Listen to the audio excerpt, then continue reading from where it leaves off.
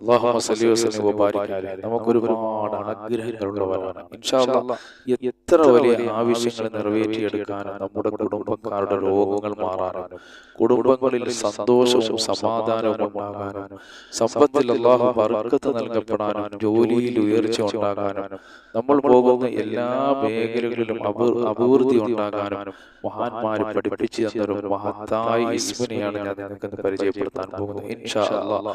ഈ ഇസ്മ നമുക്ക് എപ്പോഴാണ് ചൊല്ലേണ്ടത്, എങ്ങനെയാണ് ചൊല്ലുന്നത്, അതുപോലെ തന്നെ എത്ര എണ്ണം ചൊല്ലണം എന്നൊക്കെ ഇൻഷാ അല്ലാഹ് നമുക്ക് പരിശോധിക്കാം. എൻ്റെ പ്രിയപ്പെട്ട സഹോദരങ്ങളെ, അള്ളാഹു നമ്മുടെ സകല മുറാദുകളും ഹാസിലാക്കി തരുമാറാകട്ടെ. മഹാന്മാര് നമുക്ക് പറഞ്ഞു തന്നതുപോലെ നമ്മൾ ചൊല്ലിയാൽ തീർച്ചയായും അതിന്റെ ഫലം നമുക്ക് കാണാൻ കഴിയുന്നതാണ്. പരിശുദ്ധ ശഅബാൻ മാസം നമ്മളിലേക്ക് കടന്നു വരികയാണ്. നമ്മളൊക്കെ റജബ് മാസത്തിലാണ്. അള്ളാഹുവിനോട് ബർക്കത്ത് ചോദിച്ച് മേടിക്കേണ്ടിയുള്ള മാസമാണ്. ബർക്കത്ത് എന്ന് പറഞ്ഞാൽ ശരീരത്തിലും സമ്പത്തിലും മുതലിലും ആയുസ്സിലും എല്ലാത്തിലും മക്കളിലും കുടുംബത്തിലും വാഹനത്തിലും എല്ലാം അള്ളാഹുവേ നീ ബർക്കത്ത് നൽകണേ അല്ലാഹ്. അപ്പൊ ഇനി കടന്നു വരാൻ പോകുന്ന മാസങ്ങൾ വളരെ പവിത്രമാക്കപ്പെട്ട മാസങ്ങളാണ്, വളരെ പുണ്യമുള്ള മാസമാണ്. പരിശുദ്ധ റമദാനിന്റെ മുന്നൊരുക്കമായിട്ടാണ് അല്ലാഹു സുബ്ഹാനഹു വ തആല പരിശുദ്ധ റജബ് മാസത്തെയും ശഅബാൻ മാസത്തെയും അല്ലാഹു നമുക്ക് നൽകപ്പെട്ടത്. അതുകൊണ്ട് നമ്മളെപ്പോഴും അല്ലാഹുവേ നീ ബർക്കത്ത് നൽകണേ അല്ലാഹ്. ഈ റജബിലും ശഅബാനിലും എപ്പോഴും അല്ലാഹുവിനോട് നമ്മൾ ദുആ ചെയ്തുകൊണ്ടേയിരിക്കണം. നമുക്കൊരു വിഷമം വരുമ്പോൾ നിങ്ങൾ തളർന്നു പോകരുത്. കാരണം അല്ലാഹു പറഞ്ഞിട്ടുണ്ട്, നിങ്ങൾ എന്നോട് ചോദിക്കൂ, ഞാൻ നിങ്ങൾക്ക് ഉത്തരം തരാം. അല്ലാഹു ഇങ്ങനെ പറയുമ്പോൾ എല്ലാം തരാൻ കഴിവുള്ളവൻ അവൻ അല്ലാഹുവാണ്. അതുകൊണ്ട് അല്ലാഹുവിനോട് ചോദിക്കുന്നതിനെ തൊട്ട് നിങ്ങൾ നിരാശപ്പെട്ടു പോകരുത്. ഈ പ്രപഞ്ചത്തിലുള്ള സകലതിന്റെയും ഉടമസ്ഥനാരാണ്, അല്ലാഹുവാണ്. ഞാൻ നിങ്ങളൊക്കെ ഏതെങ്കിലും ഒരു ഭാഗത്തല്ലെങ്കിൽ ഒരു സാധനത്തിന് മാത്രമായിരിക്കും ഉടമസ്ഥൻ. എന്നാൽ നമ്മളുടെയും ഈ പ്രപഞ്ചത്തിലെ സകലതിന്റെയും ഉടമസ്ഥൻ അല്ലാഹുവാണ്. അല്ലാഹുവിന്റെ ഖജനാവിൽ നിന്ന് അവന്റെ അടിമയ്ക്ക് കൊടുത്തു കഴിഞ്ഞാൽ അല്പം പോലും അത് കുറയുകയില്ല മനുഷ്യരെ. അപ്പോൾ ഇത് നമുക്ക് തരാൻ കഴിവുള്ളവൻ അല്ലാഹുവാണ്.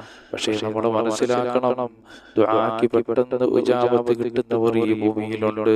മനസ്സിലാക്കണം, അല്ലാഹുവിന്റെ സൃഷ്ടിയിൽ ദുആക്ക് പെട്ടെന്ന് ഇജാബത്ത് കിട്ടുന്നവരുണ്ട്, തീരെ കിട്ടാത്തവരുണ്ട്, കിട്ടും കിട്ടില്ല എന്നുള്ളവരുമുണ്ട്. ഹദീസുകൾ പരിശോധിച്ചാൽ നമുക്ക് കാണാം, പലപ്പോഴും ഇജാബത്ത് കിട്ടാതെ പോകുന്ന ദുആകൾ എന്തൊക്കെയാണെന്ന് നിങ്ങൾക്കറിയാമോ? കിട്ടുമെന്ന് ഉറപ്പില്ലാതെ ചെയ്യുന്ന ദുആകളാണ്. സുബ്ഹാനല്ലാഹ് അല്ലേ? ഒരാൾ ദുആ ചെയ്യുന്നു, പടച്ചവനെ എൻ്റെ രോഗം മാറ്റണേ അല്ലാഹ്, എനിക്ക് ഭവനം നൽകണേ അല്ലാഹ്, എൻ്റെ മക്കൾക്ക് ബർക്കത്ത് നൽകണേ അല്ലാഹ്, എൻ്റെ എല്ലാ മേഖലകളിലും വിജയം നൽകണേ അല്ലാഹ്. പക്ഷേ അയാൾ അങ്ങനെ ദുആ ചെയ്യുമ്പോൾ അയാളുടെ മനസ്സിലെന്താണ് ഒരു ചിന്ത, ഇത് ചിലപ്പോഴേ സ്വീകരിക്കൂ. അങ്ങനെ നിങ്ങൾ ചിന്തിക്കരുതേ. അങ്ങനെ നിങ്ങൾ ഒരിക്കലും ചിന്തിച്ചു പോകരുത്, അല്ലാഹു എന്റെ ആവശ്യങ്ങൾ എൻ്റെ റബ്ബ് നിറവേറ്റി തരും, ഞാൻ ചെയ്യുന്ന ദുആ അല്ലാഹു സ്വീകരിക്കുന്നതാണ് എന്ന ഉറപ്പോടെ നിങ്ങൾ ദുആ ചെയ്യണം. അല്ലാതെ ഇത് കിട്ടുമോ ഇല്ലയോ കിട്ടുമോ ഇല്ലയോ എന്ന് പറഞ്ഞ് ദുആ ചെയ്താൽ ആ ദുആകളാണ് അല്ലാഹു തട്ടപ്പെടുന്നത്. കാരണം അവനെ സൃഷ്ടിച്ച് പരിപാലിക്കുന്ന റബ്ബിൽ അവൻ അത്ര വിശ്വാസം ഉറപ്പില്ല. അപ്പോൾ എൻ്റെ റബ്ബ് എനിക്ക് നൽകപ്പെടും എന്നുള്ള ചിന്തയിൽ തന്നെ നമ്മൾ ദുആ ചെയ്യണം. എൻ്റെ റബ്ബിനോട് ഞാൻ ചോദിച്ചാൽ എനിക്ക് എൻ്റെ അല്ലാഹു തരും. എൻ്റെ റബ്ബാണ് എൻ്റെ സൃഷ്ടാവാണ്, എനിക്ക് എൻ്റെ റബ്ബ് മാത്രമേ ഉള്ളൂ. ആ ഒരു റബ്ബിൽ ഹൃദയത്തിൽ തട്ടിക്കൊണ്ട് നിങ്ങൾ അല്ലാഹുവിനോട് ചോദിച്ചാൽ തീർച്ചയായും അല്ലാഹു നിങ്ങളുടെ മുറാദുകൾ ഹസിലാക്കി തരുന്നതാണ്. നിങ്ങൾ അല്ലാഹുവിനോട് ചോദിക്കുമ്പോൾ നല്ലത് തന്നെ ചോദിക്കണം, അല്ലേ? നമ്മളെന്താണ് അല്ലാഹുവിനോട് ചോദിക്കുമ്പോൾ, പടച്ചവനെ, അതല്ലേ ഹബീബായ മുത്തുനബി തങ്ങൾ പറഞ്ഞത്, സ്വർഗം ചോദിച്ചാൽ മതി, പക്ഷേ ജന്നാത്തുൽ ഫിർദൗസ് നിങ്ങൾ ചോദിക്കണേ നബിയുനാ റസൂലുള്ളാഹി. സാധാരണ സ്വർഗത്തിൽ കിടത്തണേ അല്ലാഹു എന്ന് പറഞ്ഞാൽ മതി, പോരാ. ആ സ്വർഗത്തിലെ ഏറ്റവും മനോഹരമായ ഒരു സ്വർഗമാണ് ജന്നാത്തുൽ ഫിർദൗസ്. അത് ചോദിക്കണേ എന്ന് അല്ലാഹുവിന്റെ റസൂൽ പഠിപ്പിക്കുകയാണ്. അപ്പോൾ നമ്മൾ അല്ലാഹുവിനോട് ചോദിക്കുമ്പോൾ എപ്പോഴും നല്ല ഉയർന്നത് തന്നെ ചോദിക്കുക, നല്ല ഉയർന്നത് തന്നെ. അത് ദുനിയാവിലായാലും ആഖിറത്തിലായാലും, അല്ലാഹു എനിക്ക് നല്ലൊരു വാഹനം തരണേ അല്ലാഹ്, എനിക്ക് നല്ലൊരു ഭവനം തരണേ അല്ലാഹ്, എൻ്റെ മക്കളെയൊക്കെ സാലിഹീങ്ങളാക്കണേ അല്ലാഹ്, എല്ലാ മേഖലകളിലും വിജയം നൽകണേ അല്ലാഹ് എന്നെപ്പോഴും നമ്മൾ അല്ലാഹുവിനോട് ചോദിച്ചു കൊണ്ടേയിരിക്കുക. കാരണം എല്ലാം തരാൻ കഴിവുള്ളവൻ അല്ലാഹുവാണ്. അല്ലാഹുവിനോടാണ് നമ്മൾ ചോദിക്കേണ്ടിയുള്ളത്. അപ്പൊ നമ്മൾ അല്ലാഹുവോട് ചോദിക്കുമ്പോൾ എന്റെ അല്ലാഹു എനിക്ക് നൽകപ്പെടും, തീർച്ചയായിട്ടും എന്റെ ദുആക്ക് അവൻ ഉത്തരം നൽകപ്പെടും. നല്ല വിശ്വാസത്തോടെ, ഖൽബിൽ നല്ല ഉറച്ച വിശ്വാസത്തോടെ നിങ്ങൾ അല്ലാഹുവിനോട് ചോദിക്കുക. എന്റെ റബ്ബ് എനിക്ക് നൽകപ്പെടും, തീർച്ചയായും അല്ലാഹു എനിക്ക് നൽകപ്പെടും എന്നുള്ള വിശ്വാസത്തോടെ നിങ്ങൾ ചോദിച്ചാൽ തീർച്ചയായും അല്ലാഹു നിങ്ങളുടെ മുറാദുകൾ ഹസിലാക്കുന്നതാണ്.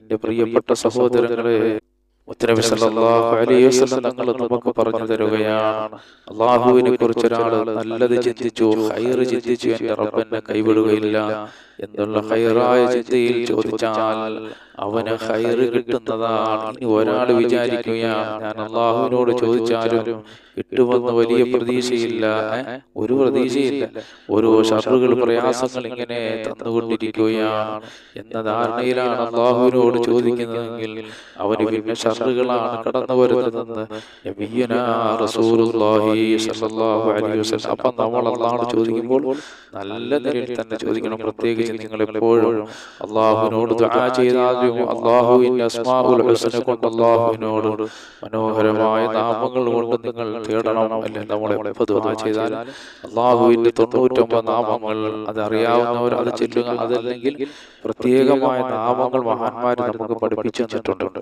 ആ നാമങ്ങൾക്കൊക്കെ വലിയ മഹത്വങ്ങളുണ്ട്. അവര് പറഞ്ഞ രീതിയിൽ നിങ്ങൾ ചൊല്ലിയിട്ട് അല്ലാഹുവിനോട് ദുആ ചെയ്യുക. ഇനി നമ്മുടെ ആവശ്യങ്ങളും ആഗ്രഹങ്ങളും പെട്ടെന്ന് നിറവേറിയെടുക്കാനും കുടുംബത്തിൽ സന്തോഷവും സമാധാനവും ബർക്കത്തും നിറയാനും അതുപോലെ സാമ്പത്തിക ബുദ്ധിമുട്ടുകൾ ഇല്ലാതെ സമ്പത്ത് കൈവരാനും ഒക്കെയുള്ള നല്ല ഒരു മഹത്തായ ഒരു ഇസ്മിനെയാണ് ഞാൻ നിങ്ങൾക്ക് പരിചയപ്പെടുത്താൻ പോകുന്നത്.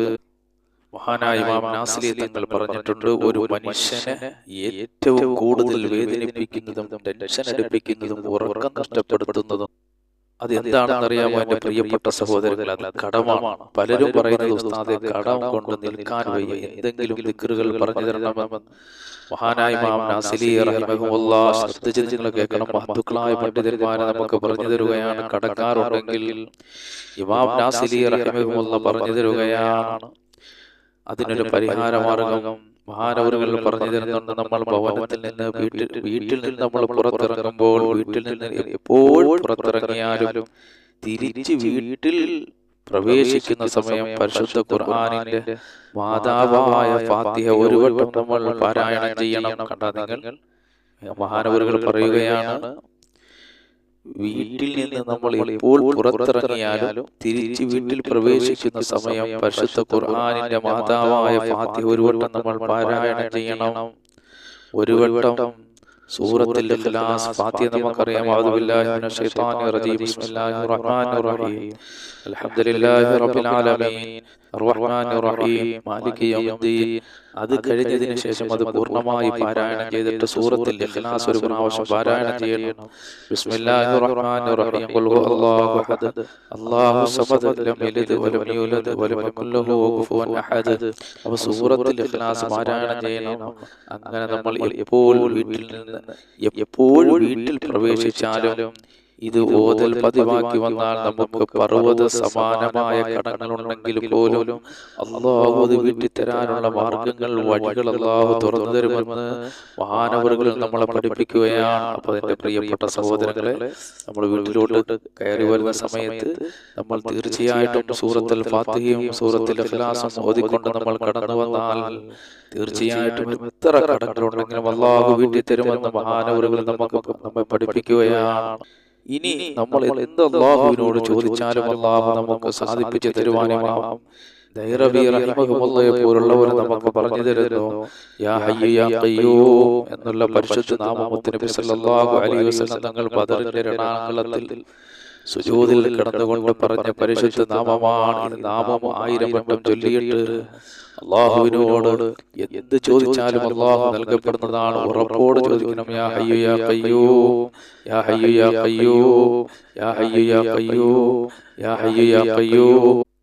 അപ്പോൾ ഇങ്ങനെ നമുക്ക് ചൊല്ലാൻ യാ ഹയ്യു യാ ഖയ്യൂം എന്ന് ചൊല്ലാൻ ഒരുപാട് സമയം വേണ്ട, കുറച്ച് സമയം മതി. അത് പക്ഷേ നമ്മൾ അള്ളാഹുവിനോട് ചൊല്ലിയിട്ട് ചോദിച്ചു കഴിഞ്ഞാൽ ഹബീബായ മുത്തുനബി സല്ലല്ലാഹു അലൈഹി വസല്ലം തങ്ങൾ ബദറിന്റെ രണാങ്കളത്തിൽ അള്ളാഹുവിന്റെ റസൂൽ സല്ലല്ലാഹു അലൈഹി വസല്ലം സുജൂദിനായി കിടന്നുകൊണ്ട് ഈ ദിക്ർ ചൊല്ലിയിട്ട് അള്ളാഹുവിനോട് വിജയം ചോദിച്ചപ്പോൾ അള്ളാഹു നൽകപ്പെട്ടു എന്നുള്ളതാണ്. അപ്പം നമുക്ക് ഏതൊരു ആവശ്യം നിറവേറ്റിയെടുക്കാനുണ്ടെങ്കിലും ഈ ദിക്ർ 1000 പ്രാവശ്യം ചൊല്ലി നിങ്ങൾ അള്ളാഹുവോട് ദുആ ചെയ്താൽ അള്ളാഹു ആവശ്യങ്ങൾ നിറവേറ്റി തരുന്നതാണ്. ഇനി നമ്മുടെ ജോലിയിൽ ഉയർച്ച കിട്ടാനും തൊടുന്നതെല്ലാം പൊന്നാകാനും യൂസുഫ് നബഹാനിയെ തങ്ങളൊക്കെ പറയുന്നുണ്ട്.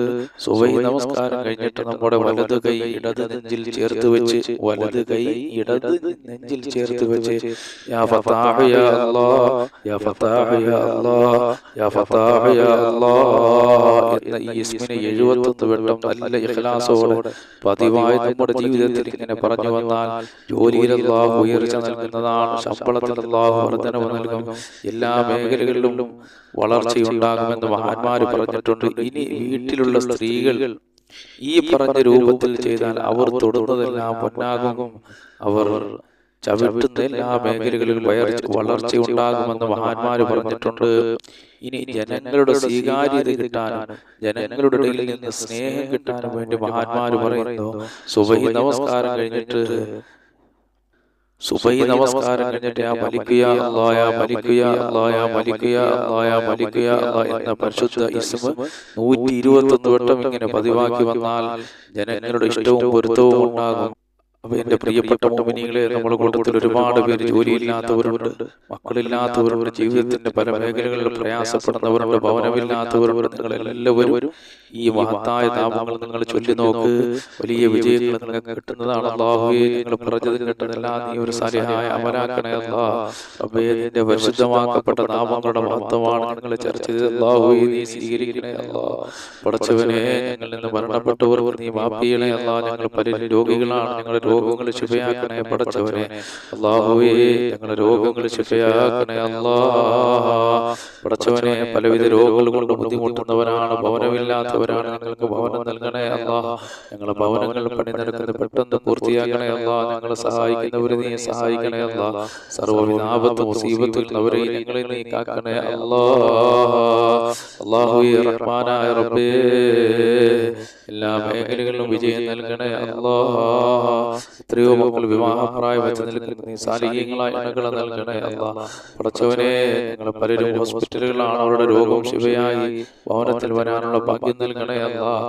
ഞങ്ങളുടെ രോഗങ്ങളൊക്കെ ശിഫയാക്കണേ അല്ലാഹ്. ദാരിദ്ര്യമെന്ന മഹാവിപത്തിൽ നിന്ന് ഞങ്ങളെ കാക്കണേ അല്ലാഹ്. ഞങ്ങൾ പലരും കടക്കാരാണ്, ഞങ്ങളുടെ കടങ്ങളൊക്കെ വീട്ടണേ അല്ലാഹ്. മക്കളില്ലാത്തവരുടെ നീ മക്കളെ നൽകണേ അല്ലാഹ്. ഞങ്ങളുടെ മക്കളെ ആലിമീങ്ങളും സാലിഹീങ്ങളും പണ്ഡിതന്മാരും ഉദ്യോഗസ്ഥന്മാരും മാതാപിതാക്കൾക്കും നാട്ടുകാർക്കും കുടുംബത്തിനും എല്ലാം ഉപയോഗമുള്ള നല്ല മക്കളാക്കണേ അല്ലാഹ്. ഞങ്ങളുടെ സഹോദരങ്ങൾ പലരും വിദേശ രാജ്യങ്ങളിലാണ്, സന്തോഷത്തോടെ സൗന്ദര്യത്തോടെ സമ്പത്തോടെ യാത്ര ചെയ്യാനുള്ള ഭാഗ്യം നൽകണേ അല്ലാഹ്. ഞങ്ങളുടെ കച്ചവടത്തിൽ, ഞങ്ങളുടെ ജോലിയിൽ, ഞങ്ങളുടെ തൊഴിലെല്ലാം ബർക്കത്ത് നൽകണേ അല്ലാഹ്. സർവ്വവിധ ആപത്ത് മുസീബത്ത് ഇടങ്ങേറുകളെല്ലാം ഞങ്ങളെ കാക്കണേ അല്ലാഹ്. ഞങ്ങളുടെ മനസ്സിലുള്ള എല്ലാ മുറാദുകളും ഹാസനാക്കണേ അല്ലാഹ്. ഞങ്ങളോട് ദുആ കൊണ്ട് വസിയത്ത് ചെയ്ത മുഅ്മിനീങ്ങൾ മുഅ്മിനാത്തുകൾ അവരുടെ ഞങ്ങളുടെ സകല മുറാദുകളും നീ ഹാസനാക്കണേ അല്ലാഹ്. റബ്ബനാ ആതിനാ ഫിദ്ദുനിയാ ഹസന വഫിൽ ആഖിറതി ഹസനതൻ വഖിനാ അദാബന്നാർ ബിഹഖി സല്ലല്ലാഹു അലാ മുഹമ്മദ് സല്ലല്ലാഹു അലൈഹി വസല്ലം. സല്ലല്ലാഹു അലാ മുഹമ്മദ് സല്ലല്ലാഹു അലൈഹി വസല്ലം. അല്ലാഹുമ്മ സല്ലി അലാ മുഹമ്മദ് യാ റബ്ബി സല്ലി അലൈഹി വസല്ലം.